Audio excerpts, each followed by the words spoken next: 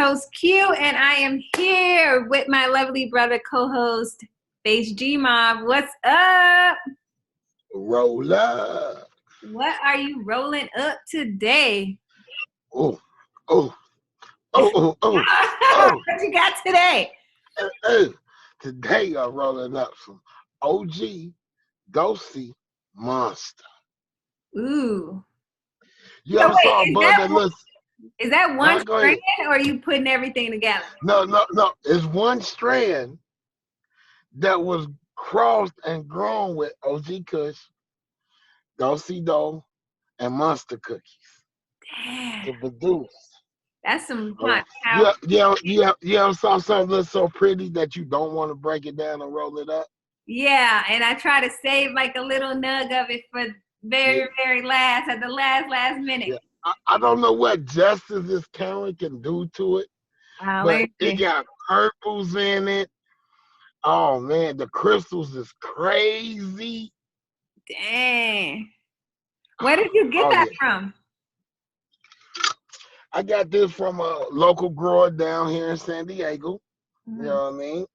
And my boy put his foot in it. So if you need some, jump in my inbox. I got you. Oh shit. So I went and got some new stuff to roll up because I've been smoking the same stuff.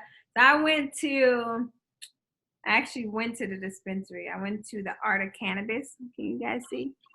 That's where I went. In North Hollywood. They had some good shit. So I got some sativa today. Look, since you had that jack, you've been on your sativa ride, huh? I need it because I've been doing indica all day because that's all I had to like go to sleep. So I smoke it throughout the day. And now that I had sativa, man, I've been working, I've been going, I'm like, fuck, I need some more sativa. I gotta get sativa. So I got some orange peel. It smelled pretty good. Ooh. It looked good too. Look at it. Let me show you. Hold on. Oh, I don't know if you can see it. I can see it good enough. Ooh, yeah. It looked like it's full of crystals. It looked real cushy, and it got a good shake to it. Yeah, it is real. Good bud structure. That's what we like to call good bud structure. Yeah, you can see the terps on here too. Like it looks real good. Yeah, it is. It makes me not even want to like grind it up. You just look so pretty. I'm so excited for new weed. It gets me excited when I get new bud. I like to talk to it like, hey, Mary, you looking good today. I see you got your new outfit on. You got your whole new little body. Okay,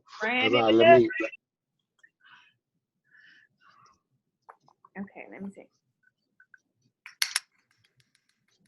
Ooh, so dusty. Love it. Yeah, I still got these. So I'm gonna stuff it up. Yeah, because I was like, man, I need some new bud. Because I think my body was getting used to the same strands I was smoking, so they wasn't affecting me as much. I think it's kind of like a workout. You got to like change it up just to keep it working, you know? Yeah. So that's why I had to go get some new bud. And it was crazy, like when you went in the dispensary, this is the first time I've been pretty much out since quarantine and out to dispensary. So they now had like these plastic shower curtains coming down so that it blocks them. And then they just put it on the curtain so you can smell it. Like you can't touch it or anything. You can just smell it. But they in there protected. So I was asking her, I was like, yo, her name Mel too. Mel. What up, Mel? She was dope. She was real cool. I was asking her like, how has things changed since this whole like quarantine and all that? She was like, honestly, she was like, it was the same. And then it kind of ramped up a little bit when people started getting their stimulus checks.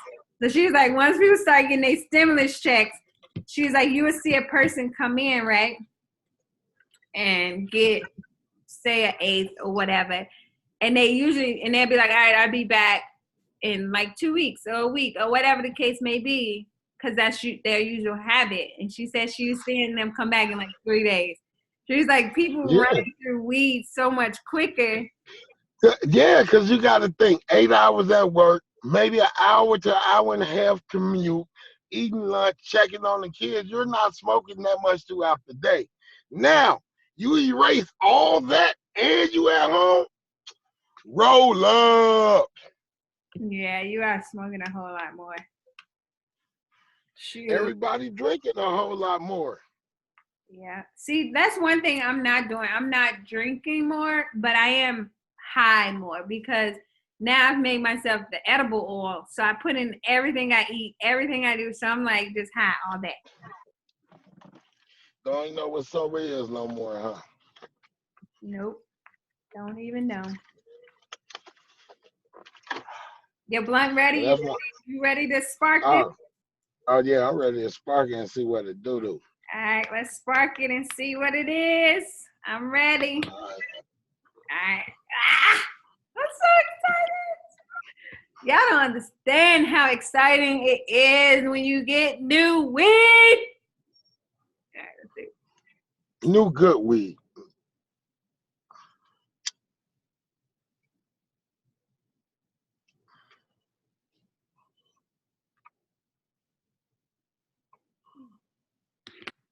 Tastes good.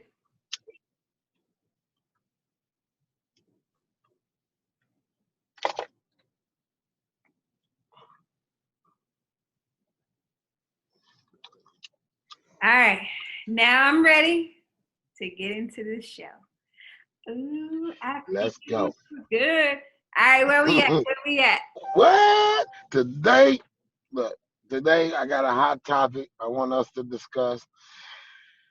Okay. I don't know how to say this, because this is like ignorance. So, a security guard at like either a Family Dollar or something like that store in Michigan, was working, and as I asked the lady that from reports say, put on your face mask, lady. You know what I mean? You can't come in the store without one. So she getting the attitude. He tell the cashier, look, man, don't even serve her. Lady, you got to leave the store. This lady spits at him. I'm pretty sure it was some words probably exchanged. She leaves. She go get her husband and son. They come up there, and of course, there's an altercation. Words getting exchanged. And then her son shoots the man in the head. Her son and her husband flee. She get locked up for the murder. And all this because he told her to wear a mask. Right. I seen that article. And this ain't the first incident I've seen with people inflicting violence, killing someone, or doing something because of this whole face mask situation, or the rules that people have around this whole quarantine. And first I want to say my condolences for his family. Is a very tragic incident that should not have happened. But I don't understand people's psyche in this moment. Like, okay, I understand we've been under quarantine for a little over a month, like 6 weeks, right? Like 6 weeks. 6 weeks, people. Like, the world hasn't ended. We're still here. Like, that, when I read that and saw that, like, I really cannot understand what they were thinking. Like, how do you think this ends well? Like, on any level, how do you not think that your life is over a face mask when you could have just went and put on a face mask? I don't understand it. It's not that serious to me. You know what I mean? Even if I don't believe in it, I think there's some bullshit. Okay, man, I'll wear your face mask to go shopping. Fuck it. That's the rule to go ahead. It's just like stores that says no shirt, no service. You put a fucking shirt on before you go in there. It's not that big of a deal for somebody's life to end at the end of that, at the altercation. Right. Like I just don't. So for me, there has to be some mental issues off top. Like something mentally has to be going on for this to even be like an option. You know what I'm saying? Look, I think she went back and told them. Now I don't know exactly what happened, but maybe he grabbed me or something like that. So her son, her husband, I know you didn't put your hands on my mama. And when he went up there, the security guard probably wasn't trying to hear that shit and probably told him, nigga, I'll put hands on you. You know what I mean? And that's what I'm saying. It's like Boondocks, nigga moment. That's what this sounds like. A Boondocks, nigga moment. Exactly what happened. You know what I mean? They got caught up in this nigga moment. And nobody was on some de-escalate shit. Everybody was on some we could go there shit. I'm guaranteed this. I don't guarantee it, but I'm pretty sure the security guard wasn't like, sir, I'm sorry. He probably was like, look, man, she didn't wear no fucking mask. She didn't wear no mask. And they showed the dude. He don't look like he a punk or nothing. Right. He a big I'm pretty Yeah, I'm pretty sure he didn't think it was a resolving shooting me, nigga. But he got to remember, man, when you big like that, people don't want to fight. They probably went over there thinking to fight and were like, oh, as they walked up, I'm going to shoot this nigga. You know what I mean? It's like people let their emotions feed off the other person's emotions. And when it's negative, it get big enough to somebody has a fucking nigga moment. And that's how I feel. It was really a nigga moment because even if that was my mom's, I'm not finna kill this man. We might beat him up if he grabs you or something, but I'm not finna kill him unless he up a gun on me or something. Oh, wait. But I'm not finna go over there with the gun. I'm not going with the gun. But they shot him in the back of the head. So that means he was walking away from the situation and y'all still took his life. Or he was arguing with the dad. And the son shot him. Oh, the son is the one who shot him. The son was Bishop. So if he arguing with the dad, like, man, you better get, because he probably didn't pay the son no attention. Like, I'm not how to let the super grown ass man over here listen here. You know what I mean? Right. And the son just bog out. You know what I mean? And the son was only 23. They dumb as fuck. They don't know shit. All they know is pull a gun and take a life. Like, that's all these young idiot kids know. I think I figured it out with social media and everything. I figured out that kids think they know more, but they actually mature later than, say, my generation. Because we had to get out there and actually live these shits and learn through doing it and grow up. They live it through social media, so they think they got it. You know what I mean? Right. But they still immature in real life shit. You know what I mean? They living like Instagram and Snapchat and Facebook is real, like real, like this is life. This is work, or this is, so when they kind of real life moments, they like the shit he did. I could see that in my generation, a 15-year-old, 16-year-old. Not no 23-year-old. 23-year-old. You feel me? We not even, at that age, we starting businesses and shit. You know what I mean? Right. Like, because we had to live the real life every day, had to get out there and meet people, because you can't just meet them online. We had to actually meet people. We learn how to deal with people better. Even in bad altercations like that went bad, I could have handled that better. I didn't have to hit that dude with his jaw. He didn't want it. So the next time something come up, it don't even escalate that high. You get what I mean? Right. All they have so I think they smarter, but they that's all they more immature. They might be smarter on the technology and shit like that. Right. But they are definitely more immature. Right.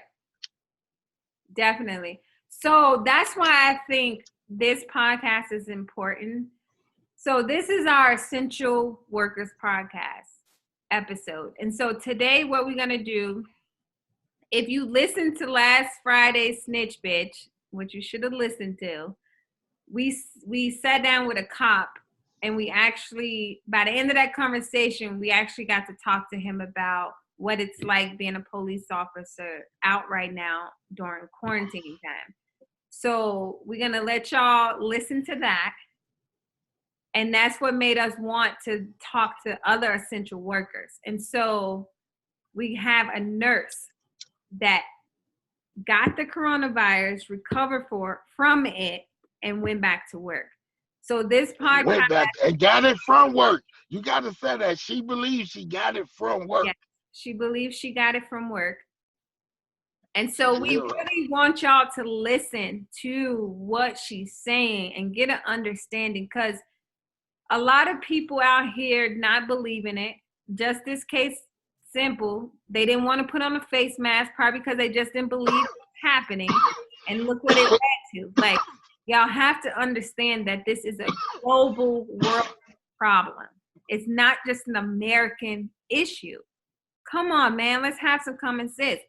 So we're going to hear from a police officer, and we're going to talk to a nurse who got the virus from work, recovered, and still went back to work knowing it's possible for her to get it again.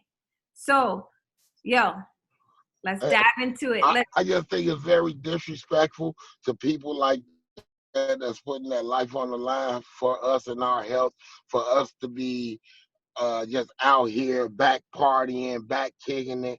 I think it's really shitting on the hard work that they doing to save lives. Yes, it is. So,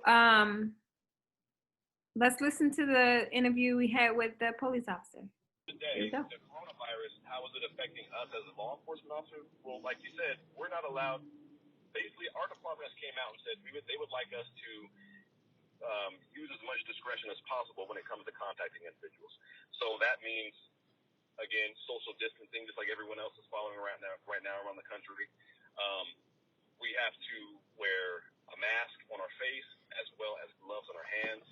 And like I said, just limiting as many conversations as possible or making them as short as possible, well within the law, things like that. Okay. So as far as us, the call volumes have stayed steady.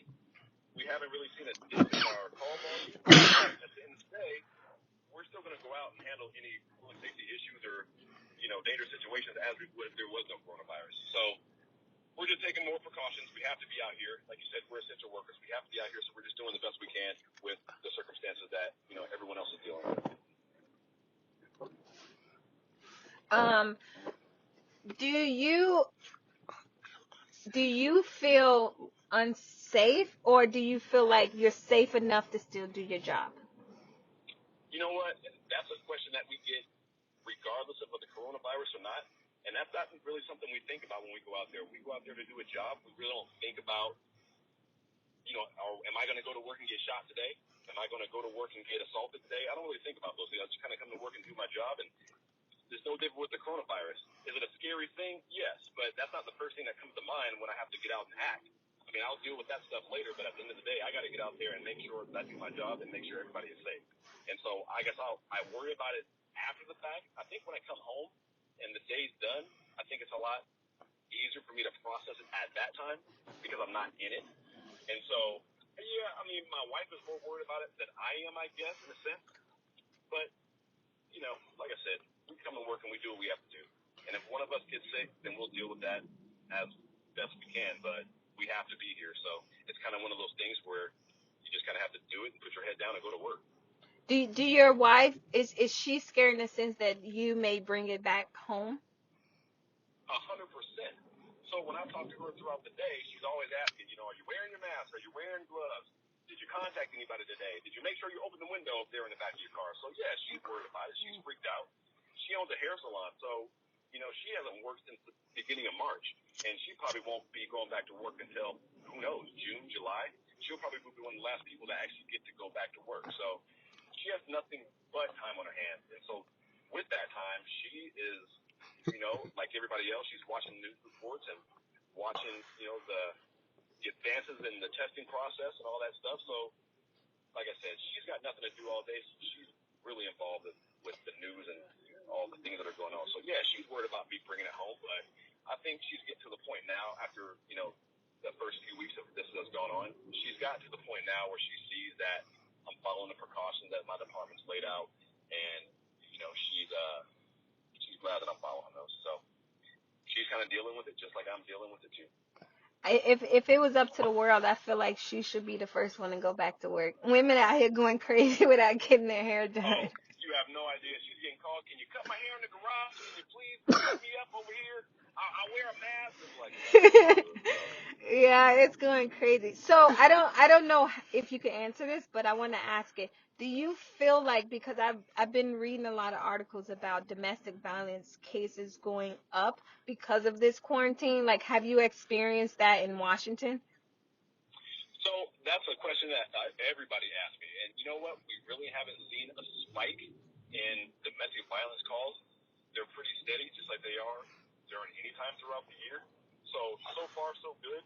Well, I guess it's not so far, so good because not one call is good. But as far as we go on call volume, we haven't really seen any situation where we've seen a huge spike or, things like that. We've definitely gone to some calls where people have been arguing about it.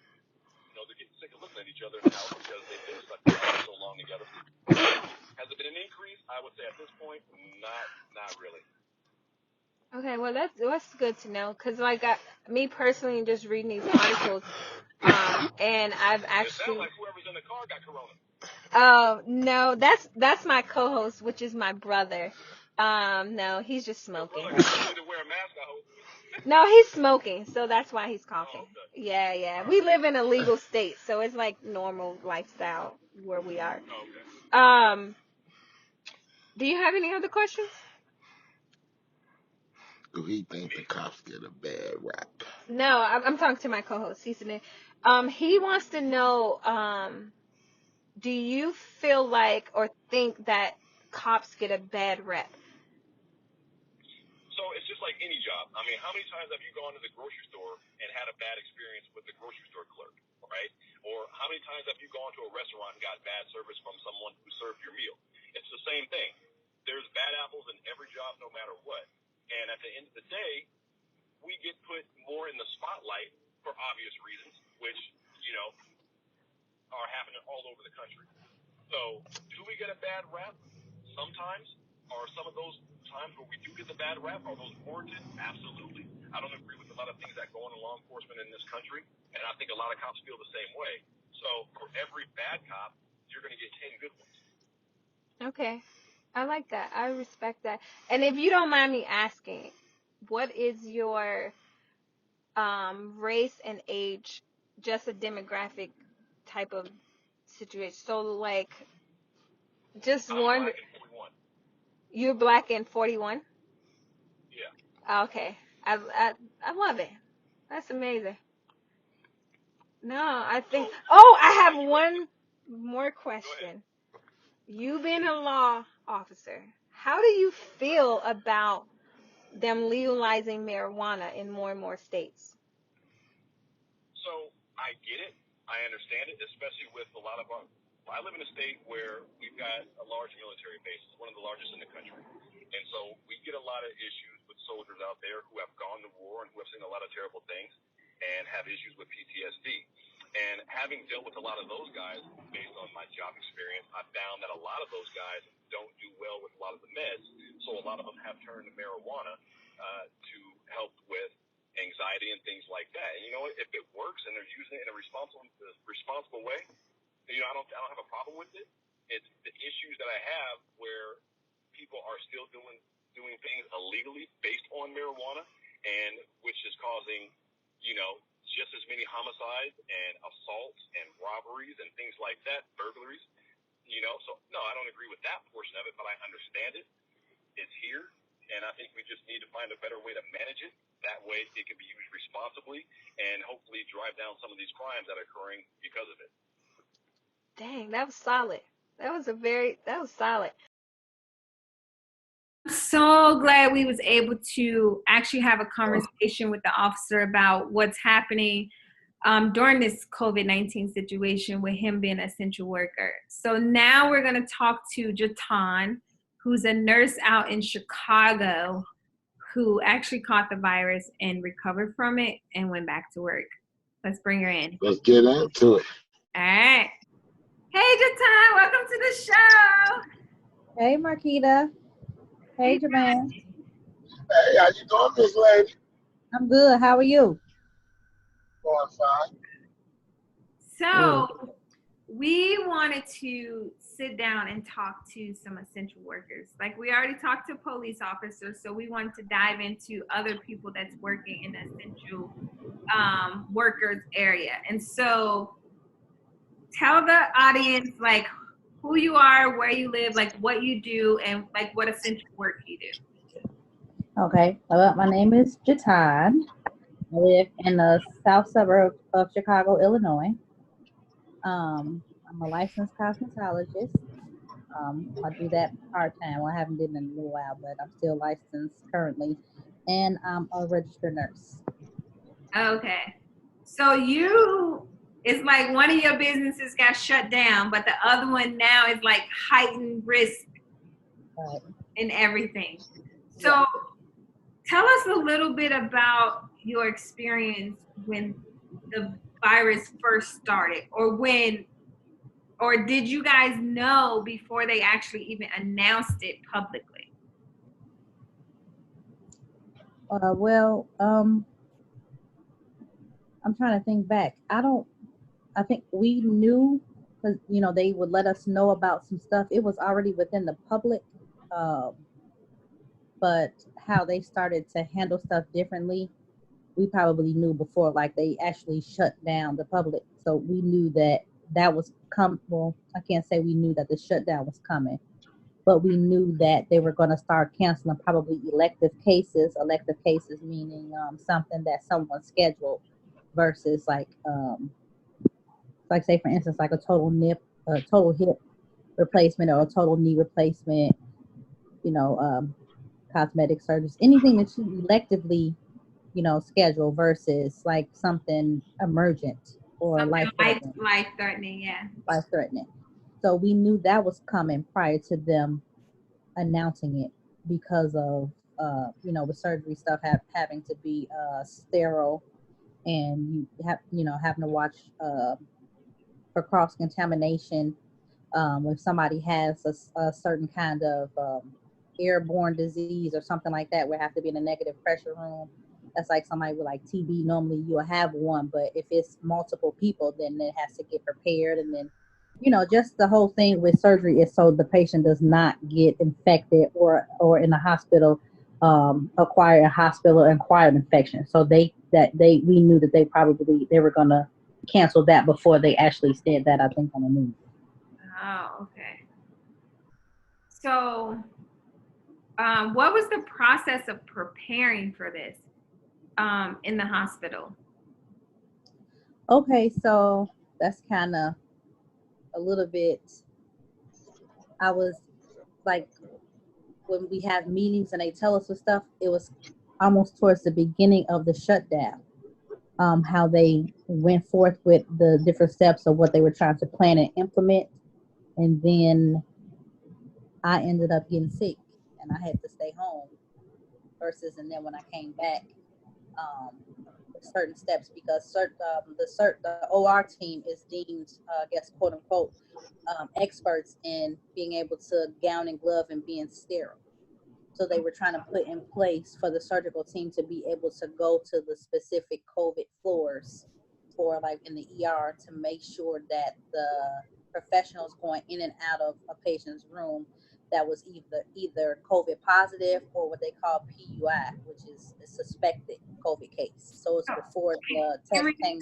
Can you repeat that? Because I haven't even heard of what did you say, PUI? It's called PUI. So I don't know if that, it's you know what, I drew a blank what it PUI, the acronym actually stands for, but in layman terms, it's basically for someone that is showing quote unquote positive symptoms, but the test hasn't come back positive or negative.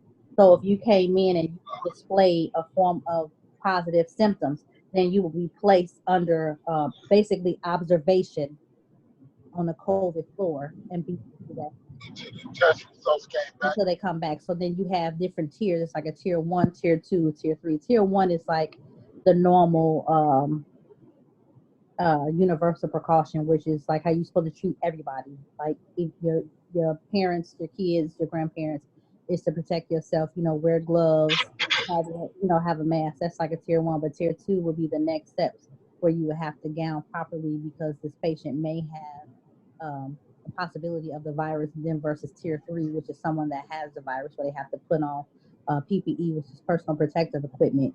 That's where you have to have on a hat to protect a hat to protect the hair. You have to have on a gown to protect your clothes. You have to have booties to cover your shoes. You're wearing 2 sets of gloves. You're wearing an N95 mask. You have another mask on top of that, and then you have a face shield. How long is this process? This is a lot you have to put on.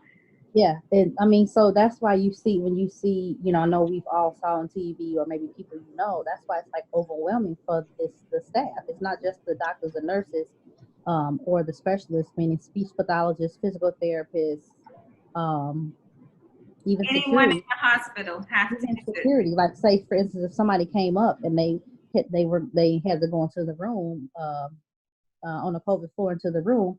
Say if they still had personal belongings that needed to be put up. So security now has to gown and glove and go in there, and they have to take account of everything that person had. Maybe, money, maybe they were in, had their laptop or whatever. So security have to go in. Then you also have the medical assistants, CNAs or PCTs, patient care techs. They have to go in as well. So it's like overwhelming because these are the rooms that you have to go in. And before you go in, you have to put on your stuff in a certain manner. You got to use hand sanitizer first. Then you put on your first set of gloves. Then you use another hand sanitizer. You got to put the booties on. Then you got to put your hand sanitizer. You putting on the plastic, your plastic gown. Then you got another on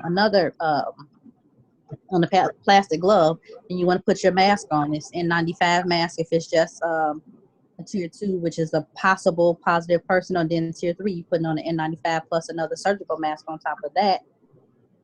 Oh, and wow. then you put on the face shield, and once the face shield is on, then you putting a hat on over the face shield is trying to protect so nothing is out. So they're putting that on every time they got to go in the room.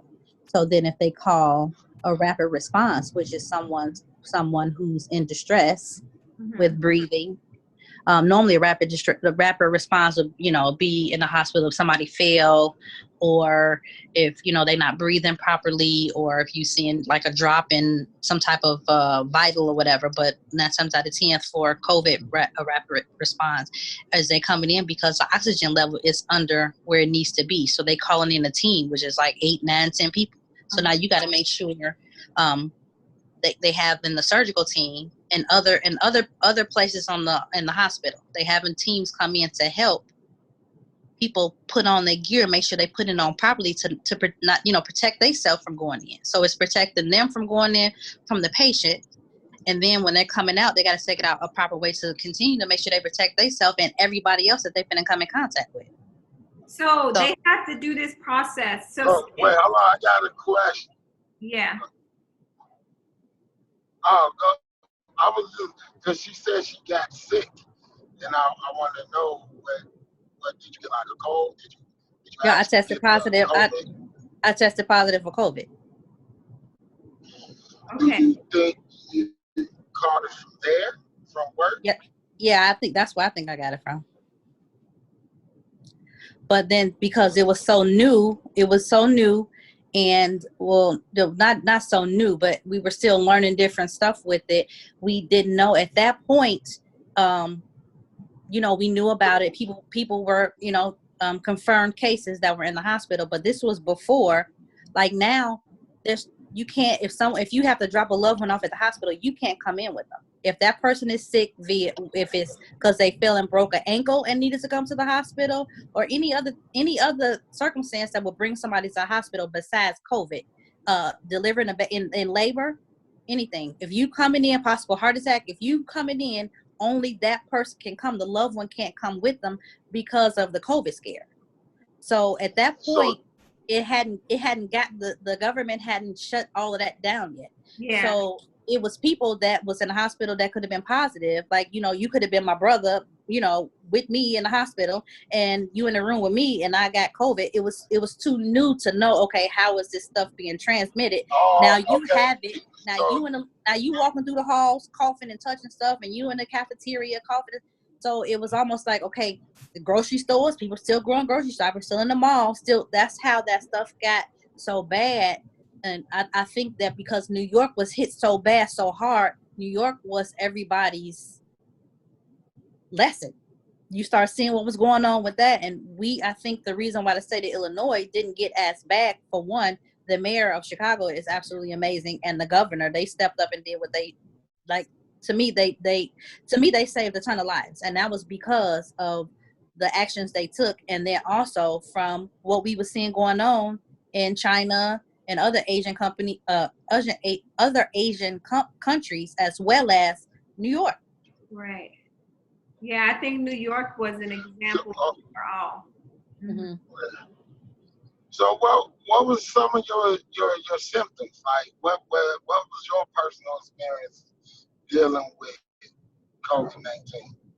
It was terrible. It was terrible physically and mentally, because, you know, you seeing people die on TV, you know, you watching the stuff on TV, you hearing, you know, they saying like the major age group was 65 and older, or people with comorbidities, meaning if you can be any age and have hypertension or have diabetes or have other ailments, you know, cancer, you could be a cancer survivor, but any type, you know, autoimmune disease, rheumatoid arthritis, lupus, you can be any age and have all of that. So you got the other comorbidities that can take out anybody within any age. But of course, you know, the older groups, because as we get older, of course, typically most of us will develop high blood pressure, because our veins and stuff aren't as, you know, as pliable as it is when you're younger. So it may not do as much. So typically most of us get high blood pressure as we get older, because the blood flow or whatever. Anyway, that's that. So I'm like, okay, so is it an issue? Because when I was in nursing school, I developed high blood pressure. It's controlled. I'm not taking a high dose of high blood pressure medicine, but I have it. Mm-hmm. And so it started off where it was just a cough, but I didn't feel bad. Right. But at work, you know, they like, okay, you coughing? Okay, put a mask on, you coughing, go home. Then I couldn't come back until I was okay through the doctor. Then, you know, I had to take my temperature. If I had a temperature, I couldn't come back. So everything, it starts with a low grade temperature, but we know it can shoot up. So I started off with like a temperature of 99.5, and I didn't feel nothing. But I just had a cough. 3-4 days into it, and I had severe chills while I was shaking so bad my teeth was chattering. My temperature got up to 103. My temperature got up to 103. I couldn't taste, I couldn't smell. My head hurt real bad. So so it started off with the cough, and then my head and my back was hurting. But I have like a bulging disc, so I'm thinking like, okay, that's just with my back. But then it got to the point where it was like, oh my God, my back is killing me. Then you coughing, so now your chest hurt from coughing, your throat hurt, and my stomach hurt from coughing. It felt like I did 1,000,000 sit-ups. So I had a headache, severe headache, backache, cough, chills, high fever, couldn't smell, couldn't taste. And then like I found like some of the shortness of breath, like I didn't notice. I would get up and try and walk to the window and come lay back down. And then I was on the phone with my friend, and she's like, "You sound short of breath." And she in the medical field too. And I was like, it is a little bit. So it's something that's called like chest physiotherapy that they do for people, little kids, you know, to kind of break up film. So I started patting my own self, trying to cough up whatever. And then so you can't take any ibuprofen or Motrin. So that's an anti-inflammatory. So it's something within that's the properties of that. I'm not sure if it's like something with cytokines, CYTOKINES. I think, I'm not sure, don't quote me. It's something with that the body that helps flare up, and the virus releases more, whatever with that. So you can't take any like anti-inflammatory medicine, which is NSAIDs. NSAIDs is the anti-inflammatory medicine. That's Advil, Motrin, ibuprofen. That's the same thing. Motrin, ibuprofen is the same thing. Motrin is the name brand. Ibuprofen is the generic name. Oh, okay. You can't take that. So NSAIDs is all like anti-inflammatory disease. That's Advil, ibuprofen. Yeah. You can't take aspirin, all of that. So you can only take going around, but I wasn't true. Yeah. Know how true that was. I seen people saying that out and texting it. Well, yeah, because that was also at when they called you, when they call you and tell you if it's a possibility of you having or if you have it, that they tell you not to take it. So they tell you to take Tylenol. So you taking Tylenol, and Tylenol is not helping with the back pain. So here it is. I got a headache and my back hurt for like 8 to 10 days. Dang. And then GI was a new thing with it. They started hearing people having diarrhea, which is GI, which is basically the gastrointestinal. So it's from as soon as you swallow into your stomach, your intestines, your esophagus. GI would be like if you had like stomach flu and you throwing up and diarrhea and all that stuff. So diarrhea started being an issue. So then I had diarrhea and vomiting. So then I had diarrhea and vomiting for like 8 to 10 days. And this was like after you had already went through several days. Yeah. So I was down for almost a month. Wow. So it's like all the symptoms have like a phase. Mm-hmm. Well, I don't know. I don't even know if you could say all the symptoms have a phase because they affect everybody differently. Okay. So some people, I had a friend because my friends, some of my close friends, my close friends and family knew I had it. So the ones that knew that I had it, if they tested positive, they was texting me, asking me like, what is this? What should I do? What is this? What is this? So I had a friend who worked at a jail and was next to somebody and they tested at a prison rather. The person she knew tested positive. They sent her a letter and they told her, you got to get tested. She came back positive. All she had was a slight headache one day, and she was really kind of like, she'll get dizzy or weak. That was her basic symptoms. That was it. Wow. Then you have my symptoms, and then you got the other people's symptoms that can't breathe and got to go in the hospital and get. I know somebody that was hospitalized for about 3-4 days, couldn't breathe. Thank God got better, but then you got people like that can't breathe. Then you got a nasal cannula, that's the one that go in your nose. Then you got the face mask, so they got 15 liters in the nasal cannula, which is not normal. It only normally go up to 6. Then you got the face mask that's giving you another 15 liters, and then it's not going. So now you go to CPAP, which is a machine that forces air into you, and then it goes to intubation. Oh wow! Now, question: Wait, I had something else because I was thinking that too about the symptoms because I low key I think I had it because it was like I want to say it was like 3 or 4 days straight. I just had a massive migraine. My back was aching. I had cramps in my stomach. Like I was like down for like 3 days, 3-4 days, and it was like just. I kind of know my body, and I was just like, this just don't feel something not right. Yeah, something not right. But I never got a fever. So I was checking my temperature every day, like all that. I never got a fever. She never had a fever or cough, none of that. So it's they saying it's not different strands, and then somebody said it is different strands. I don't know. I think it's just like I don't know if it's body. Yeah, I feel like it's different strands because it's like if you get this one, it's like I don't know. I mean, I don't think we know enough about it, and I'm not a doctor or a scientist. Let me say that disclaimer: I'm not a doctor or a scientist. I'm just a registered nurse that ended up getting sick, and I'm seen. So they want you to take a Tylenol, and we know that you give Tylenol for fevers to break a fever. Yeah. But I felt like normally when we have a fever, that's our body way of fighting off infection. That seems like if you cut your leg, if you cut your finger, and it's getting like a form of infection, you got fever, it turns red. Right. You get it might be hot. That's a fever. That's your body natural way of starting it. You can feel pain. That's like something ain't right. So that's your body's natural defense. So the fever is to the Tylenol is to help with can help with some pain and reduce a fever.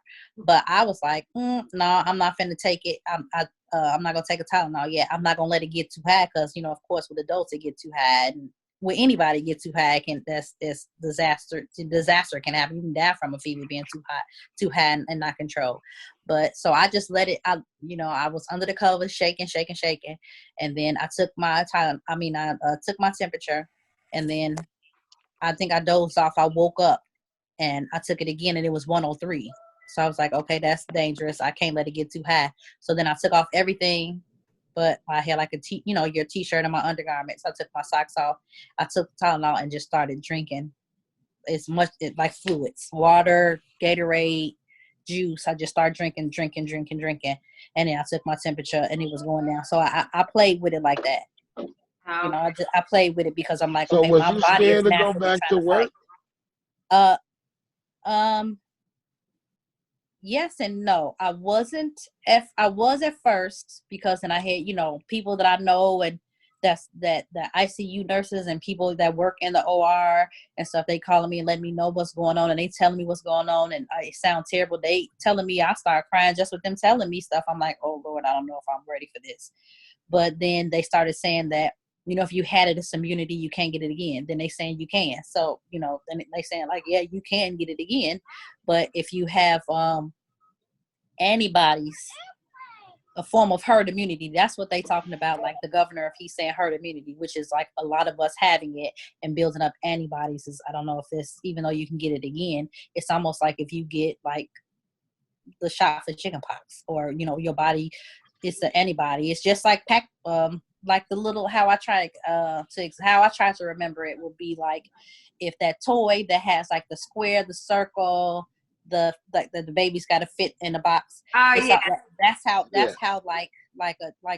body fights stuff. So if you come in and they, so I have an immunity against, say, if the COVID, the strand got the little spikes on it. Right. So then I have, within your immunity system, your white blood cells, helper T cells, helper T cells, all of that. So it's a specific antigen that can go in with the antibody that can find that specific one with the spikes, which can then once they find it, then your body disperse they get rid of it, the armies to fight it. So and that's as long as it don't mutate, because now you got the flu. The flu mutates every year. That's why we take a different flu shot. So if that strain come back around that we've been got the shot against, it'll help. So that's what that. So then I was scared, like, okay, how would that happen if I get it again? Would I get sick worse? Would it be worse for me, or I don't know. But I'm like, but this what I went to school for. This is the thing is, when you get a lot of people that say this is what we signed up for. Mm-hmm. I feel like that's true in a way, yes and no, because I didn't sign up to go and try and fight a disease that we know nothing about and don't know how to cure, and I'm putting myself and my family at risk. I didn't sign up for that, but I did sign up to go and take care of somebody and help them out the best of my ability. Right. You see what I'm saying? Now, we're saying you didn't sign up for this and that. Do you think that the way that nationally we've been treating people with COVID-19 is the best form of treatment?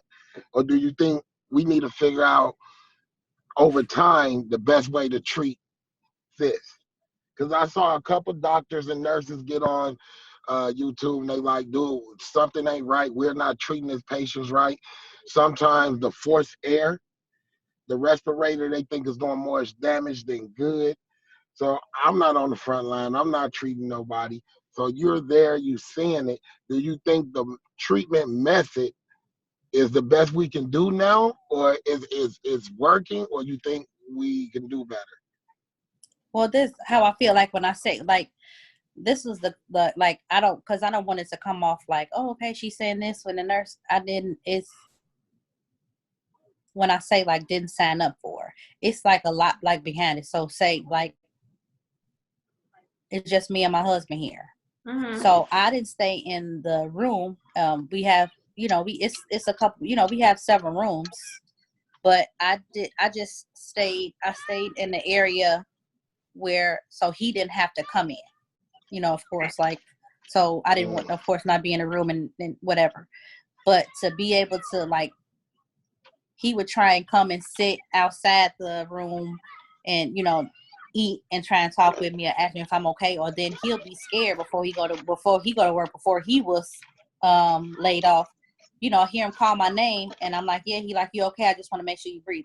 So to see his face or to see how he is looking like that, and then, you know, and then to be by yourself, and then, you know, my family worried, FaceTiming them, my parents scared. Then I know, of course, I don't want to be around my parents because they older. My mother got asthma, my father got heart disease and diabetes. I can't be around them. My niece, thank God that her and my great nephew, you know, they moved out, but I didn't want to go. I didn't go in her room because it's still her room and the baby stuff in there. So I didn't want to go in there. The other room, our other room upstairs is a computer room. So I came down on the couch.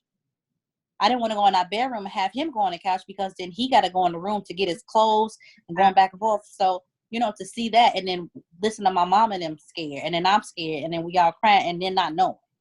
So when I say that part, when I say we didn't sign up for this, is when you going in and they didn't know enough about it. So now you going in and families being away from their family for a full 14 days, if not longer.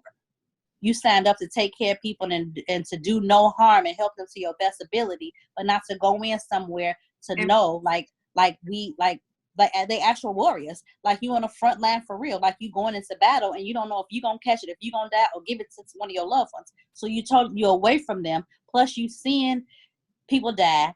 Their family can't go in there. You got they're using iPads. Like since I've been back to work, I'm on the floor and the nurse through the door, she's totally in all PPE, holding the iPad to me because the FaceTime not working, and I'm trying to show her through the glass door so she can FaceTime somebody so they can see their family. So when I say like then sign up, yeah, you signed up, you knew we knew there's tons of disorders, like say TB, you can catch that. It's a lot of stuff you can catch. You can get stuck with something and catch all kind of stuff. But going in, not only not knowing and then having to be separated from your family, then you coming in and I'm stripping in the garage, taking my clothes, going straight. I don't want my dog to jump on me because they saying the dogs can get him. He a Pomeranian, so I'm scared. So I'm going straight in, throwing all my stuff in the washing machine, going straight up to get in the shower. And then so this just exhausting. And then still not want to be around him as much, you know, because of whatever's going on. So it's affecting your entire family. So when I say then sign up on that aspect, but then too, you can't say like the doctors, of course, they're medical doctors. Their opinion and their experience is way more than mine, you know. But the thing is, we don't know enough. They can see, like the doctors, if they, you know, looking at labs and the X-rays and stuff. Excuse me, they know if, because I didn't see that, but going off of what you said, Jermaine, if they saying that the forced air can do whatever, but it's almost like, okay, one thing, does this outweigh this? Catch 22. Sorry, y'all. Does one outweigh the other? Well, it may damage something, but would you want it to damage something and then be alive or just be dead? So they trying all kind of stuff because they did not know. They still don't know. They still trying to be able to get stuff under control. Because you don't know. So they don't. So they bet. No. So do you think it's more like, you know what I mean? Look, let's attack the symptoms that we see. Yeah. While we trying to figure out how to overall beat this thing. You know what I mean? Like, okay, you got this and this going on. We know how to treat it, but we still don't know how to cure the cause of it yet. Well, it's not even like with knowing how to treat it at one point, because they didn't know. It was almost like a palliative care, almost like, so if somebody is, say, if you were getting palliative care, it's like comfort care, because they was not sure. Because at one point, so say if somebody's coming in respiratory distress, what you'll do is give a steroid, which is like a breathing treatment, but then they didn't want to do the breathing treatments like that because when you get a breathing treatment, aerosol sprays out the side of the mask, or if you're holding the mouthpiece, aerosol sprays. So now that's contaminant is in the air. That's one. And then two, so if their blood pressure is dropping, with blood pressure drop, you want to give fluids like with an IV. IV is sodium chloride. So you want to, push fluids. But if they're holding fluid in their lung because the lungs is filling up, you can't give them more fluid. So they already drowning. So you drowning them even more. So everything that they knew to do to try and fix it, they had to be careful with it because it can aggravate it or make it worse. Right. So in all aspects, if you in there and you scared you're gonna die, or if it's a loved one, you're gonna tell them to do whatever they think that needs to be done, regardless of if it works or not. If that's what they know and they seeing progress with it and seeing some positive stuff, then that's what they're gonna do. But it was almost like trial and error, trying to figure out, or talking to New York and what they doing, and talking to other countries and cities like China, for instance, or whatever, trying to figure out, okay, what is it y'all doing and what's working. So with all this uncertainty, not even like they don't really have a hold on to it. Do you think it's smart for these states to start lifting the stay-at-home order, or do you think it's going to bring a whole new wave? I don't think, because if you listen to the scientists and the doctors and the doctors and then the staff that's on the front line, ain't none of them saying okay. Let's open back up. They like, no, we should wait. Yeah. Because they're making progress. Yeah, it's a lot of places that are making progress. So if they're making progress and they seeing numbers going down, what they doing is working. The thing is, it's like a lot of times when you're doing like different medicine and different techniques or how they did something, it's a trial. It has to go through a series of a certain amount of time, and then FDA and all that stuff get involved. They didn't have time for that. People would die, were catching it and dying in droves. So they had to go with what they needed to go with, and they were going. You got all these, all these geniuses, scientists, microbiologists, doctors, it's a special a disease and infection doctor. They specialize in this diseases. So you have all of them that are racking their brains, looking up stuff, trying stuff, that's doing everything. But it was just people was getting it so quick, and then if they had to be intubated to help them, then we didn't have enough of them. So I think that the medical staff and the scientists and stuff, that I think they've done a tremendous job with trying to do something that they had absolutely nothing they didn't know anything about. So my hat goes off to them. And and then you got the nurses and the, not even just the medical staff, the health workers that are going in there, because you just because I feel bad when they just say the nurses, but that's what they are. But the CNAs or the patient care techs, they going in there too. They overwhelmed too. They might have a side where they got 8 to 10 rooms, and 8 of those people over there got them. They have to put on this. They have to put this stuff on properly and take it off properly. So So they have to put it on to go in one room, come out, take it off, go to another room, put it on, take it off. And you have to take off a certain amount of stuff within that room before you come out. Gown, booties. Wow. The gown, the booties, the first set of gloves is all coming out all first. When you come out that room, all you have on is your mask. You got the clean set of gloves, your mask, and because when you put on, like before you put the gown, like a lot of the gowns got holes in them, like how they got, the clothes now that has a hole in the thumb. So you put the first set of gloves on, then you put the gown, and you put another set of gloves on.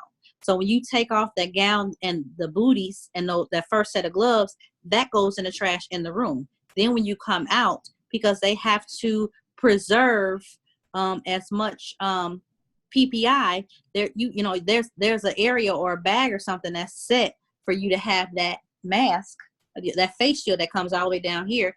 So we give them something that kills anything within like a minute. We hand them that. They then wipe that off and let it dry. That comes off, and then that's saved in the bag for it's saved. And then you clean your hands up and with the proper alcohol, hand sanitizer or whatever, and then you go to your next room. Mm-hmm. So can you imagine how overwhelming that is in the morning, where you got to give report, where most of the time report used to be bedside. It's supposed to be bedside to show the patient, you're talking in front of the patient to show more care and bedside manner with the patient. Well, you can't do that with a whole COVID floor.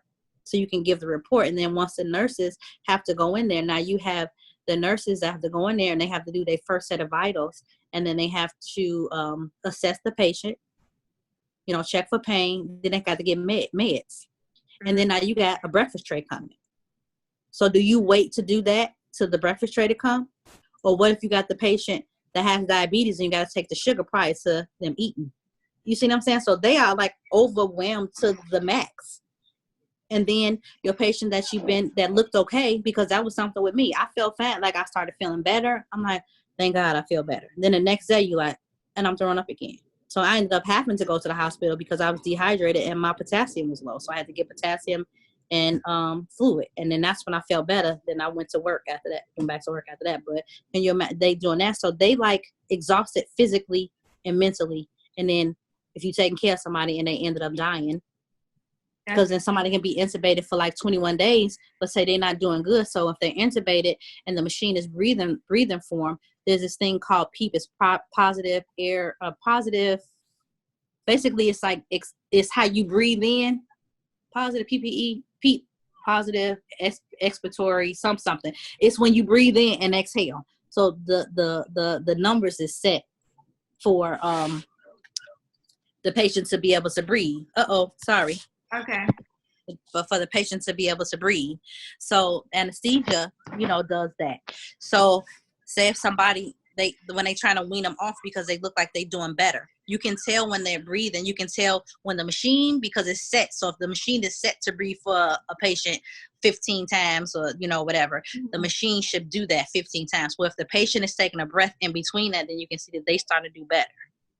So then they can start weaning them down. That's how they can tell they can wean them down. They're doing better. But then somebody can do good and then all of a sudden take a turn for the worse. So now it's been 21 days and they still intubated. Then now, if they don't look like it's doing any better, now it's time for them to go and now they got to get a trach.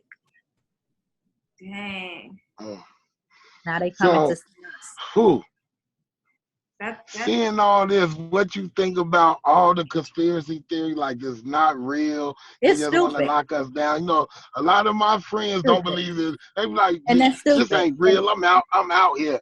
Yeah, and those the very ones that if they are strong enough and they're okay, those the very ones that bring it to their mothers, their fathers, their grandmothers, or their cousins or younger kids or something that may have a comorbidity that you don't know anything about. How often do we see a young 17, 18, a 21-year-old, or it's not as often, but we've seen it when they playing basketball and just pass. I got a friend whose son, dad like that playing, and he was in college. She never know anything about a heart condition or anything. It's underlying issues that she may not know about. So because you healthy and you think you okay, it might not affect you, but you can bring that disease back to your family member that don't make it. So the thing is, like, we have to just do whatever, because we could be ignorant. At first it was a saying that black people not getting it because we strong, our DNA. Then when black people get it, then it's a conspiracy. They trying to kill us. First and foremost, the highest thing for the African American community is high blood pressure and diabetes.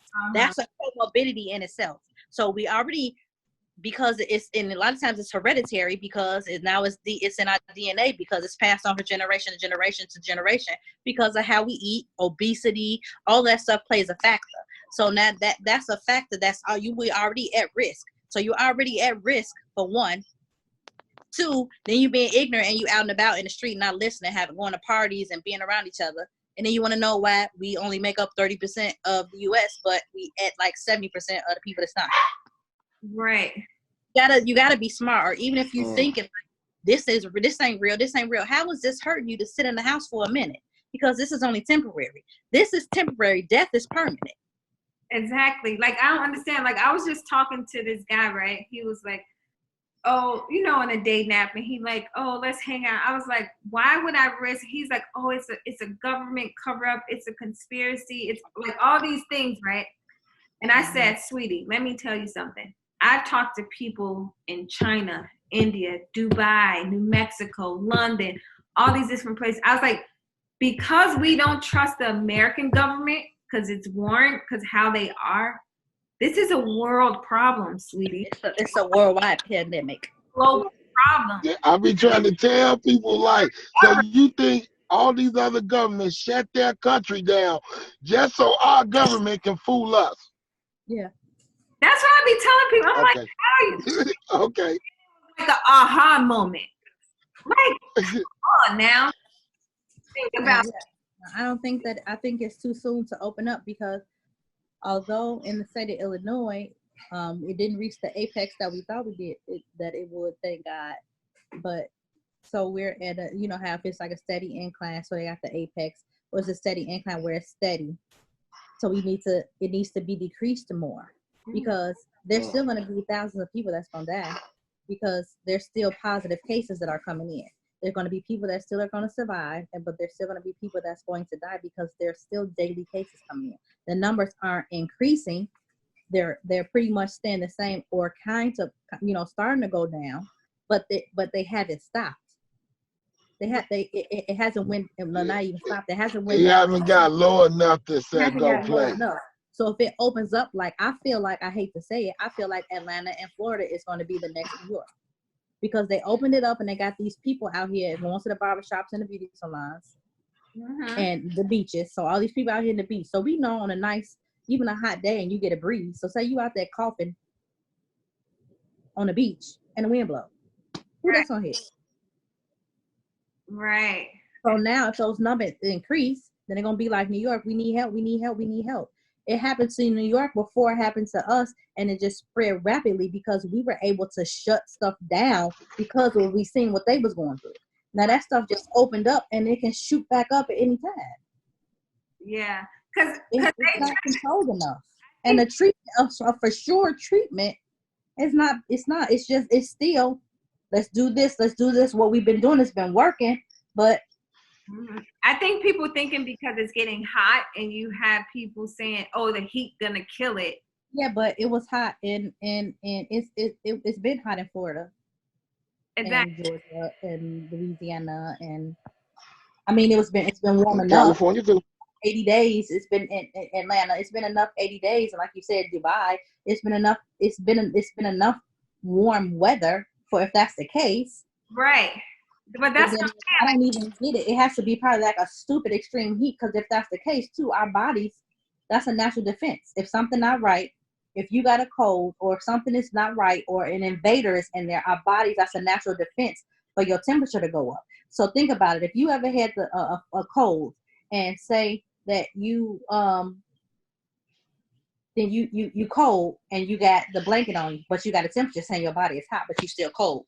That's your body. Your body shaking tells your mind to jack up the temperature, because when you cold, you shiver. So you burn the excess energy to shoot your body the temperature up to try and fight it off. But you burning up. So in actuality, you're not cold. You are hot, but your body is your mind is telling your body to shake, or vice versa. You're shaking, telling I think it's the thalamus or whatever, your brain to shoot your temperature up to kill whatever this is. So that's like with with the flu, or whenever you have a temperature, or even like I said, if you cut your hand and it's infected, and when you touch it, it hurt and it look puffy and it's hot. That's still a normal body it's a temperature at that cut mark to try and kill off whatever bacteria that is. So I mean, I don't get like it. If that's the case, then it has to be a stupid high amount of temperature, a really high amount of heat that can kill something, but then you won't be able to sustain it. Right, because what's your natural body temperature? It's like 98.6. Yeah. It ain't that hot outside. I'm in California and it ain't even reached 98 yet. So yeah, my whole thing is like, first off, I think the one that the doctor said 133 degrees heat starts to break down the who's finna sit? When are we going to get 133 heat across the whole United States? And if you're not gonna sit out there because you're not gonna be able to breathe. You ain't gonna be able to breathe. You're gonna be sweating, so now you're gonna be sweating. You're gonna be dehydrated, and other stuff can't happen. Yeah, no. But all they heard was heat kills it. Oh, the summer we going out. We going, ooh, summertime coming. And I think it's going to jump in the summer, because people is not going to be mild with their summer. They're going to get wild with their summer. You're going to have a lot of asymptomatic people out, and they're going to go home. Just like them spring breakers did, went home, and a lot of them was infected, and it's going to spike again. Yeah, I think it'll be before that, like when it opens, like stuff opens up. When it opens back up, yeah. Yeah, I totally agree with you. It has to be. I don't know necessarily if it's just specifically because we already about to be in May. But I don't know if it's like automatically, like say June. I mean, June, July. If that heat is gonna kill like whatever, but even still, like we have to be conscientious, because The summer ain't nothing but a few months anyway. And the flu shot starts in September, the end of September. Bless you. The flu shot starts at the end of September. So now here come the flu. The flu kills hundreds of thousands of people a year alone, let alone now here come this thing. So is it gonna mutate? Is it gonna do just? It's just like people need to sit still, like the world is coming to an end because you need to sit still in your house for a minute to make sure you and your family is safe. Yeah, It's not I gonna be don't forever. understand why people can't take this moment of time to themselves. Like, I still think, like, if you can't spend a couple months with yourself and like, you need to reevaluate yourself and the people in your circle, because, like, you should be able to sustain being at home. And then you have people that are saying, well, it's okay because money, if people's living check to check and this, that, whatever. I've been that person before. I've had to live check to check before. I mean, thank God it was a blessing that, I was off work and, even, and we were able to maintain. But even if we didn't, but right now it's a blessing that you won't have to worry about your lights, gas, or water, or even your cable, your phones being shut off. Once this is lifted, you got to worry about your house, paying there was some people that I guess, like, I don't know. I think, for instance, Chase may put 3 mortgages on the back, but a lot of places because we called to see, they, I'm like, well, if they put stuff on the back burner, we can put it, put these 3 mortgages on the back burner and just save. But our mortgage company told us that, well, you can pay whatever you have. You can pay whatever you can. For 3 months, but the 4th month you got to pay back everything you owe plus the 4th month. So we like, that's ridiculous. So my husband was like, especially if you live in check to check. So he was like, y'all trying to take people houses. So we was like, well, forget that. We may as well just pay. And that's why I said, thank God that we able to pay. But the people that I've been that person that had to live check to check, but this is how I feel. I don't care if I lose everything I got. I got my life. As long as me and my family are alive, I can easily, go with my sister, my mother, my dad, my father, any of my friends, my close friends, aunts, uncles. I don't care. I don't care if I have to sleep on your floor and do whatever. We are alive.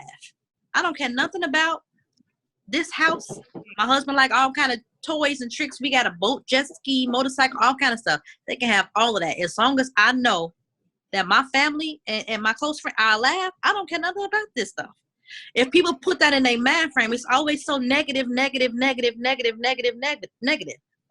I understand that you don't have it. Okay. I don't care. As long as we okay.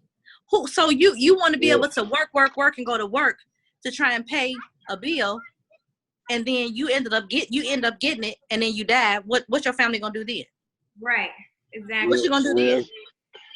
And if you really want to work and your job is closed, all these fast food a gang of fast food restaurants is hiring. Walmart is hiring because they need help. It's places that's still hiring if you want to go out to work. So I mean, I don't care as long as I got some beans and some rice I can cook. I got some flour and some water. I can make some bread. Ain't no utilities or nothing. I don't care nothing about none of this. Right. Material stuff. As long as I have my life, because you want to jump out and just go do what? Go to a party? Yeah, we all want to go kick it. Like, want to go hang out. You want to go hang out. If you want to go to the show, if you want to go to the mall, we all want to get back to normal. But this is not like for the rest of our life. We're not going to just be confined for the rest of our life. That's what I don't get. I don't care nothing about that. The economy going to build back up. We going to have to pay for it in taxes. We know that because they're spending all this money, but I don't care. At least you're alive. Yeah. At least you're alive. That's what people need to stop doing. Is all these complaining. They not finna hold me back. I don't get it. Who is they? Not finna hold who back? So when Big Ma get it, don't be crying. It's been a little over a month. What is it holding you back from? Right. So when Big Ma and Pawpaw and your boy and all, when they get it, don't cry. Don't rest cry. Rest in peace. Don't do none of that. Just be like, oh, dang, it's just another day. Because I don't get it. And then people are getting upset because if they go to the hospital, they like, don't go to the hospital. You're gonna die in there, but they're gonna do nothing but send you home. Yeah. So don't go to the emergency room unless you need to, because if you go in there and you suscepting yourself from one for possibly catching something, even though they're trying their best to contain it. That's one. And then two, if you're able to go home and quarantine, that's what they're going to tell you. There's no reason for you to be in the hospital if you test positive for COVID-19, unless you having trouble breathing. You're going to go home and quarantine, and they're going to tell you if your breathing gets worse or you start if you start having trouble breathing or whatever the case is, come back or call 911. Okay. But just to have it, what you in the hospital for? So now you got it and you in, and I just told you, people got a gown and they got to put on all this stuff to come in the room and say you, cause your IV beeping and it's irritating you, or you got a headache or something. You can't do them, take some Tylenol. Right. You can't do nothing. So they got to do all that to come in there. They already overwhelmed. There's no reason for you to be in there because you're not in any danger. You tested positive like millions of other people. You go home and quarantine, you feel better at home anyway. Yeah. Go home and quarantine unless it gets to the point where you can't breathe and you need help because you in respiratory distress. Right. So I have instead of people complaining, they need to educate themselves or listen to what the hell they saying on TV or look it up. Why are you mad because you got to stay home? you found, I mean, you just like, I was over here like severe stomach pains, like severe. My husband said he heard me moaning upstairs, like severe, like the worst kind of bubble gut pains, but it wouldn't be like I had to go to the bathroom at that point. It just was coming in waves. And then I did have to go to the bathroom, and I'm on the toilet with a bag thrown up at the same time. It was terrible, but I was still at home. But if you go in there, and I got medicine to help with the nausea and vomiting. I got medicine to help with the stomach spasms. You know, I got that. Even though if I threw up, the only reason why I went in there is because I knew, I'm like, okay, I was super weak, and I'm like, okay, I need to, something ain't right. I'm gonna go in there. And we all know, you feel like you can't move. You go in there and they check you out. Okay, whatever. They checked me out. I got the X-ray. I got the blood work. I was dehydrated. I got the fluids. My potassium is low. The potassium affects your muscles, which like your heart. And like, so if you think of potassium and somebody say K kills, that's how we remembered it in nursing school. K kills. K is potassium. Too much is not good. Too little is not good. You can have a heart attack and muscle muscle issues and stuff. So I had to go, and get that. But once I got that, I felt better and I was sent home. And I was same thing. If something happens, call back. I mean, come back and or whatever. But once I was stable, they maintained it, watched it, checked me again, gave me medicine to stop with the throwing up. Mm-hmm. Let me take a Tylenol and wanted me to swallow it in front of them to make sure, sitting in that, waited a little time to make sure I didn't throw up. Then I went home. Then I had to follow up with my primary care. Then I set up with my primary care, and it was telehealth. We did it over the that's what's up. Over the phone, over the TV. But it's even in cases where this is a big thing too. I guess this leads into a different something. I'm just talking where it was a big disparity in the African American or brown communities for healthcare. Now, it was already an issue, but this is an issue that can show even more the disparities of the Black community not having adequate healthcare or being able to see their doctor or see what's going on adequately. So it was already an issue, but you can definitely see more so now what it's showing, like, of course, with Black folks having the super high rate in death because of ignorance, us not knowing certain stuff, us not taking care of each other. I mean, us not taking care of ourselves, taking the proper medication, getting checkups, or not having health care or can't afford to go. So this I think, although it's bad that, the levels are so high, but it also helps to bring awareness to where a lot of money needs to go to help with healthcare and disparities. So even though people may say, well, I don't have insurance. Right. You a nurse is fine. I don't have insurance. I haven't always been a nurse, and I still had to, if I got sick, you still had to make a way, and then you have the bills and it might get on your credit. I've been a part of all that, mess your credit up. But then it's areas where you have to reach out and try and see and try and get some type of help and go to a clinic.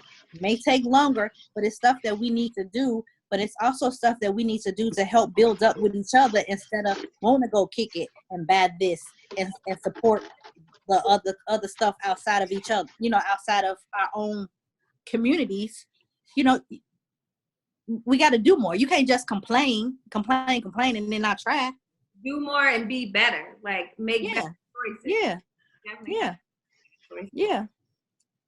Yeah. But it also helps. Like, so if like me, so if I'm at the hospital and I went in and I tested positive and they sent me home, well then, okay, do you have a doctor? No, I don't. Okay, so then now they gonna give you a number now, especially because they, they need to keep track and figure out like whatever. So this is what I mean when I say it brings awareness to our areas with the massive health disparities that we have within our communities. Now they have to give you.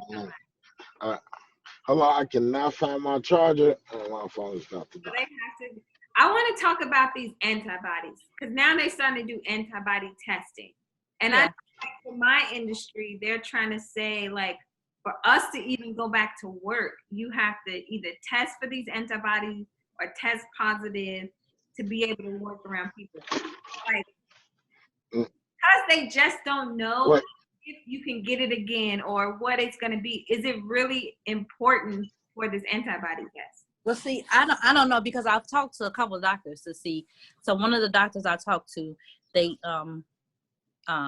told me that at first they were saying an 8% chance you can get it, and then they were saying that about immunity and the antibodies, and then now the guy from the little guy, the Italian dude, I can't think of his name, that be on there with Trump. I don't know his name. Yeah, him. He was saying that you could, but then if you can hear them say about herd immunity, that's like with them. If more people test positive and have antibodies and can fight it, it can, I guess, won't be as easily spread it. So that's what they talk about with the herd immunity. But I think that they came up with that test. I don't know how accurate it is. So it's like the herd immunity. That's what they want more of before they open it up. That's what they talk about, the herd immunity, which is most of us having it and having a form of antibodies against it. So they thinking like that may help better with if you catch it, if you got to, or if you had it, because you got a lot of people that could have been around like asymptomatic that had it and never showed no symptoms. Right. So they trying to make sure majority of the people get it so that we could be around and function in society. Because I don't think that they want majority of the people to get it. I think they want to see how many people have had it and may have immunity, which is considered herd immunity, that can open up the world faster. You see what I'm saying? Yeah, because a lot of people, I feel like a lot of people have had it and just. I think so too. I think that it was like, because think about how a lot of people have had a flu that they said that they had never been that sick before and they was down for like weeks. I don't know if that may have been something, because in actuality, when you seen them say like on the news, when they showed it, I don't know if that was daytime, and on Channel 7, like daytime, ABC, something or whatever, when they bring forth information, when they brought forth documents that stuff was brought to Trump at the end of November by saying it was something that was going on in China or one of the Asian companies that could be catastrophic. So it was brought to his attention back late November. And they because he had to be briefed on it. So the briefings have to be documented. So they showed the documents. It was like the end of November. Yeah.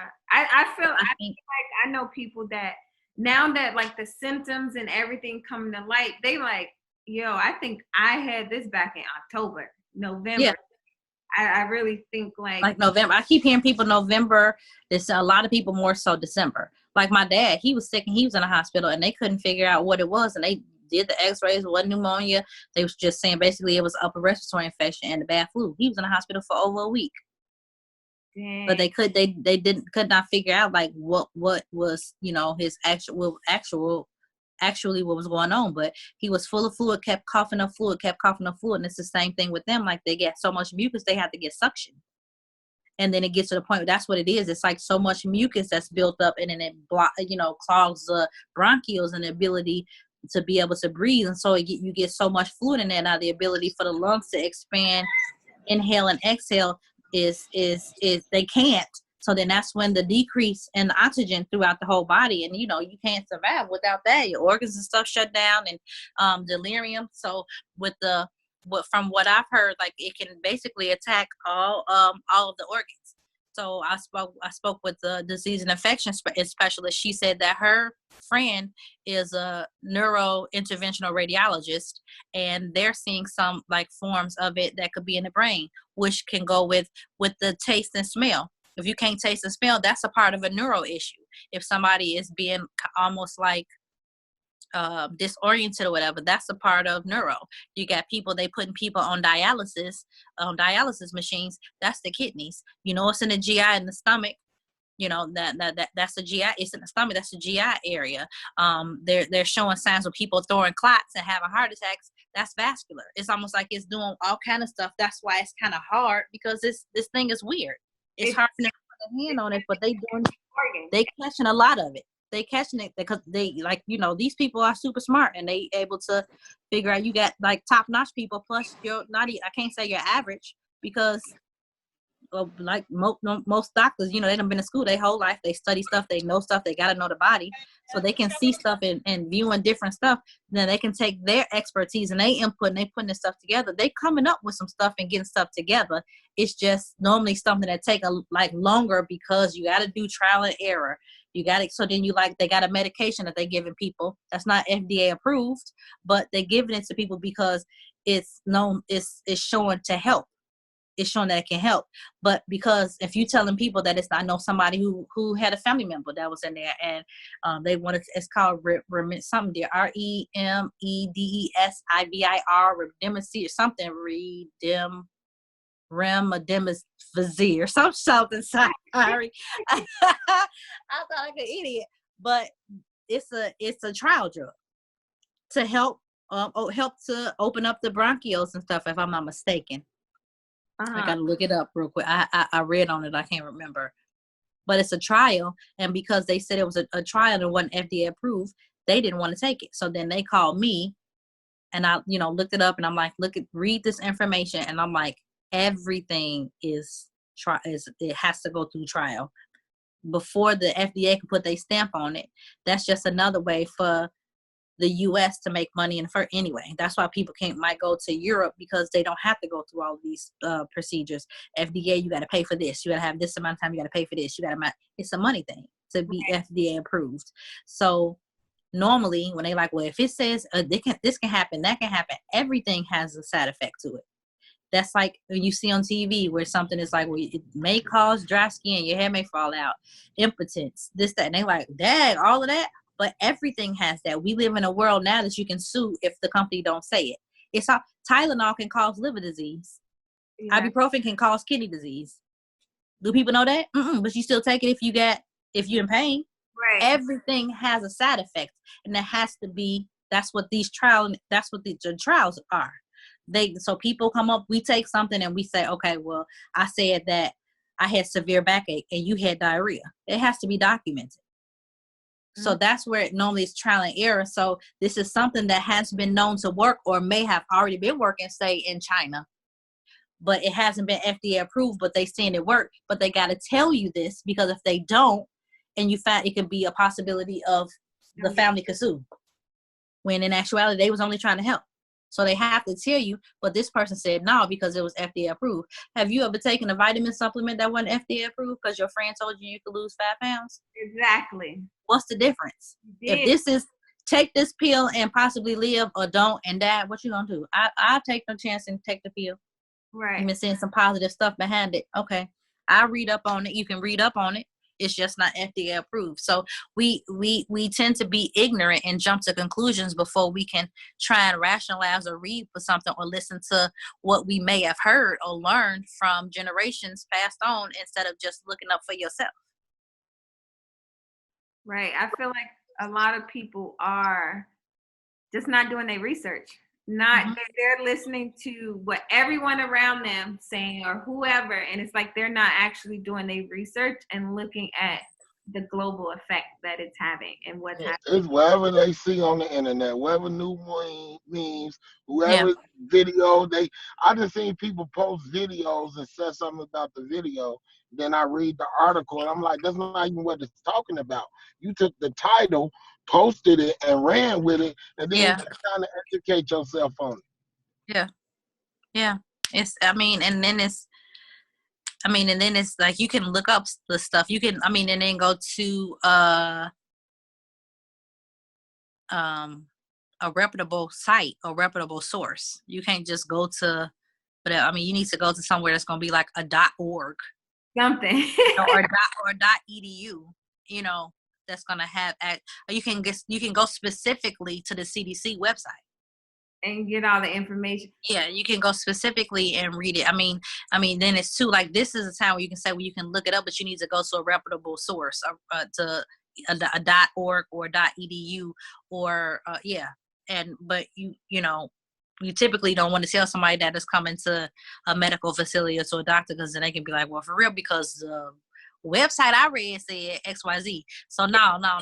But you need to go to the CDC. You do. You can go to your state, like, well, it can be like for Illinois.org or, whatever. You need to go to a reputable source and read it, and then just, And not your friends, and getting back. So I want to know how you felt with that whole Trump situation and injecting cleaner. Would that work? Girl, he a clown. Don't edit. Make sure you don't edit. He a clown. It's some stuff that he's saying. I'm like, because of the type of person he is, I'm like, yeah, like some of the stuff that he'll say, like, I feel like it's totally off subject. I feel like when I'm in school, I didn't qualify for certain financial aid, or you tell me I reached the cap. Meanwhile, somebody ain't never paid a dime of taxes gonna come over here and they can get a full ride or coverage. Yeah, I got a problem with that. You need to work for a couple years before you can come over here and get a free education. That's just in my opinion. But anyway, that's off the subject. But I think he's a clown for a lot of the stuff he says. For when he said it was a hoax at first, we got it under control. It's going to get hot by April. It's going to kill it. You can't just say whatever because you want to say it and you're used to saying whatever and getting away with it. This is some for real stuff, and people die. You need to listen to your doctors and scientists and go off of what they say. Right. Because I think even when he said, billionaires, like, hey, we losing money. Yeah, that's what it is. I feel like all his billionaire friends that owns all these companies and they're losing. They're losing their money. They losing everything. So they like, yo, you got to get this back open. And I feel like they're not even losing their money. They just not making it like they used to having it, because they got billions. It ain't going nowhere. But that's why I like Governor Pritzker, because he's a billionaire and he like keep it now. Mm-hmm. That's why I like him, because you can see it, like with the small business loans. How did you give Ruth Chris $20 million? What's small about that business? Exactly. I was like Jimmy John's or whatever. All of these franchise name brand places. Like, really, how is that a small business? This is the thing. They're still open. People are still eating there. Mm-hmm. It's the mom and pop places making money. It's the employees that they had to lay off because they can't have too many people working. The money should have went to them. These businesses are still operating. The small ones that's not franchised. There are those ones that shut down because they can't afford to stay open. Yeah. Or having to close down, which to me is crazy, because why do you have to shut down? Because your landlord should understand. They telling people that, and the gas and all of that. So why did you have to shut down? So you got a landlord that's an ass that still wants to be charging. That's stupid. They can kick you out. You can go now. Ain't nobody finna go back in it. Ain't nobody finna go back in it no time soon. So why would you do that to the people that's been there and that's been loyally paying their bills? When you seen them and you see what's going on, they just like didn't forget about you and just was like, no, we're not gonna pay. But that's okay, because I'm a firm believer in you reap what you sow. Mm-hmm. But they had these small businesses that couldn't get them, and then I know somebody personally, and they applied for it, and whatever issue with the bank, they was like, you need to do this. So they redid it, or it kept crashing, and then once it came up, then they said, okay, your application is ready to be submitted, but all the funds are gone. But Ruth Chris them got it. It's ridiculous. The billionaire friends got it. That's why all the funds doing. Come. And then these places, how about, then you seeing these people on here that like they got 350 cows, milking cows, and that So the stores are not buying the stuff as much of the restaurants. So they pouring it out. How about give it away? What? If Really? you got to disperse of it, yeah. They said they poured it out, and the guy was like, "You pouring it in the fields," and they like, "Yeah, we can just use it as natural fertilizer." And I'm like, "Yeah, right. Not if it's 95 degrees. I want you to pour that milk out there in that yard, in them fields, and see if the whole damn place from 10 yards east, west, north, and south gonna stink to high heaven like spoiled milk." Why not give it away? Why not post in that area, post on social media, do whatever, and say, because you have this milk that these cows that have to be milked, and you're not buying it, they pouring this milk out. The same thing with like some of like the places with the chickens and stuff. They said they had to kill multiple chickens because they're farm raised to be killed and sold. So now you kill them. Give the chicken away.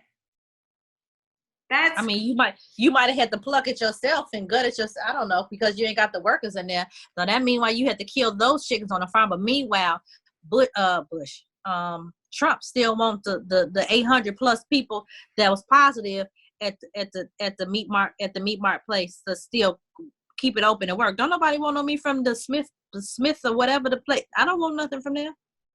right. It was how many people in that? 800, like all these different meat marts, and it was like 800 people that tested positive, but they still want them to keep, want it to be open to try and do whatever, so the state can get the states can get the produce and stuff like that. Don't nobody want that. Is that why the FDA is putting out a lot of like I guess they call it callbacks or whatever they call it about meat, and I think it was probably within those different facilities, and they had like 800 people test positive. That's why It was a couple of different produce places, and the people tested positive. And then I feel bad because those are the people that probably didn't feel good, but they was trying to push themselves through because they still wanted to work to be able to provide for your family. But then look at that. You put yourself in danger, plus all the other people in hotel, like with that contaminated food, and it's just not worth it. That's why they doing that. I was wondering why, but I didn't know all that was. Those plants, a lot of those plants tested positive. Those people tested positive. Right. Dang. Okay, I think we answered a lot. The conversation was great. We got so much insight. Like, I really just want to leave people with, like, go do your research. Like, don't listen to conspiracy theories. Right. Don't try to attack for us for like, if like I'm not like I said, I'm not a scientist, I'm not a doctor. This is my opinion and how I feel and what I went through on top of what I have read and learned and what I have learned becoming a nurse. So I'm not that's a disclaimer. Don't attack me and my character that I don't know this. I don't proclaim to know. I'm only going off of what I know personally and the research that I've done and what I've seen, and to know these people need to stay in the house, because to listen to somebody cough, and can't talk, could do a whisper or gasp for air is more than a notion. And then these nurses, we don't want it to go above and beyond and go back up, and then this medical staff is overwhelmed again. I mean, and then the postal workers, the truck drivers, everybody, putting everybody's scared and in danger. Just sit still so we can all be good and enjoy our normal lives if it's 3-4 months from now. Right, that's it. Just hold on. I think we're educated, educate a few people. Man, I do appreciate you taking time out your day, because I know Thank you. You're still working. I know you're still working and you're tired, and you took time out to speak to the people. So I do appreciate that. Thank you. And thanks for sharing your experience. Thank you. With COVID-19 as a nurse. I appreciate it, and thank you for your work that you do.